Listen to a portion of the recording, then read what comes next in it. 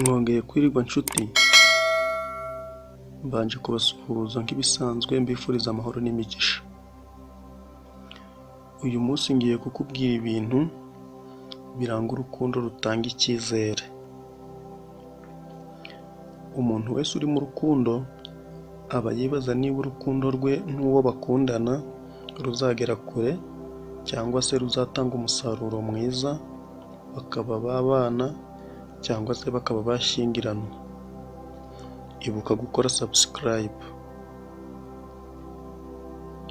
Kuko nari maze kubivuga, umuntu wese uri mu rukundo aba yibaza niba urukundo rwe n'uwo bakundana ruzagera kure cyangwa se ruzatanga umusaruro bakaba babana nk'umugore n'umugabo. Urukundo rutanga icyizere rero, cyangwa se urukundo rushobora gutanga umusaruro ku buryo abakundana bagera ku rwego rwo kuba bashyingiranwa bakabana ubuzima bwabo bwose, hari ibintu by'ingenzi biruranga. Icya mbere ni ukwita ku wo mukundana. Kwita ku wo mukundana akenshi ni ukumugira inama z'uko yakwitwara mu buzima ndetse ukamwigisha n'imico myiza. Akenshi uko umuntu ateye kwiza yumva n'uwo akunda yabimutoza. Nubona uwo mukundana hari icyo agerageza kuguhinduraho, cyangwa se ukabona hari imico myiza agerageza kugutoza, uzamenye ko agufiteho gahunda ikomeye. Akenshi uzasanga nawe hari imico akurahuraho kugira ngo muse mu mico no mu myifatire. Uyu muntu aba yifuza ko wazamubera umugore cyangwa se ukamubera umugabo niba ari umukobwa. Niyo mpamvu aba aharanira kugutoza imico ye myiza ndetse akakuvomaho n'imico yawe myiza kugira ngo muzabane musa ndetse muhuje n'imimerere, n'ubundi ngo ibisa birasabirana. Icya kabiri rero ni ukubahana hagati y'abakundana. Kubahana hagati y'abakundana rero biri ukwinshi.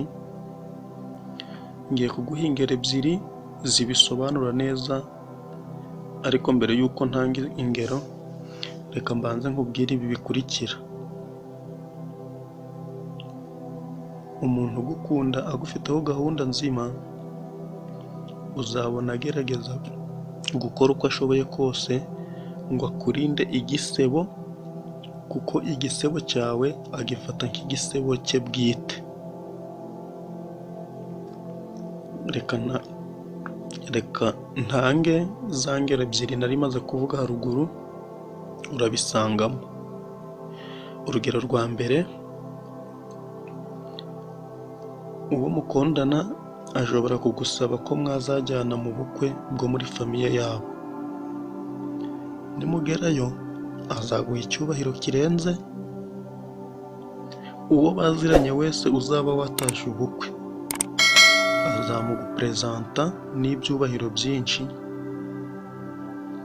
mbese azaba yagufashe nk'umwami niba uri umuhungu, cyangwa se yagufashe nk'umwamikazi niba uri umukobwa. Urugero rwa kabiri, uwo mukundana ashobora gusanga uri gushwana n'abandi bantu kandi akamenya ko ari wowe uri mu makosa. Icyo gihe kubera guharanira kurwanya igisebo cyawe, azakora ibishoboka byose akurwaneho, akudefande, uhava amahoro. Noneho nimuba mwihereye muri babiri, akubwira ati ibyo wakoze ntabwo ari byo, ntukazabyongere, agucyahe mwiherereye. Mbese kubwo guharanira ishema ryawe azirinda kugukosorera mu ruhame, atari uko yanze ko bikubabaza, ahubwo ari uko yumva muri we atagomba gusebya uwo yemera, cyangwa se ngo yemerere icyo ari cyo cyose cyasebya uwo akunda. Icya gatatu, ni ukukwitangira. Kwitangirana mu rukundo rutanga icyizere harangwamo kwitangirana. Ibi bivuze ko buri umwe yitangira undi mu bushobozi bwe. Reka ntange urugero, wenda nk'iyo mu bakundana umwe ari umukene cyangwa se n'iyo bombi baba ari abakene, umuntu ugukunda ariko kuba mutabana nk'umugore n'umugabo bikaba ntacyo byamutwara. Iyo ucupiye wambaye ubushwambagara cyangwa se werurutse kuko wabuze amavuta yo kwisiga, yumva ntacyo bimutwaye cyangwa se ntacyo bimubwiye. Ariko umuntu ugukunda yifuza ko mwazana abana, akora igishoboka cyose akakurinda gucupira, akakwitangira uko ashoboye kose, akaba yanakora igishoboka cyose akakurinda ko rubanda igucishamo ijisho.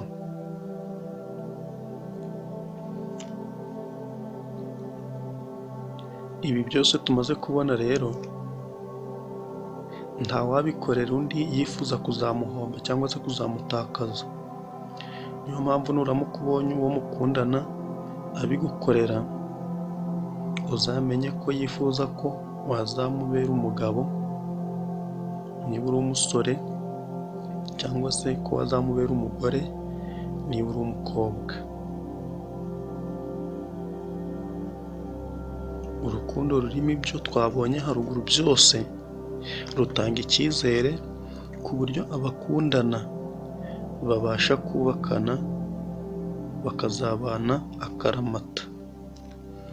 Reka dusubikire aha, tuzasubire ubutaha. Wibuke gukora subscribe ukande no kukazogera kugira ngo ujye ubasha kubona ibyo dukoze byose. Murakoze.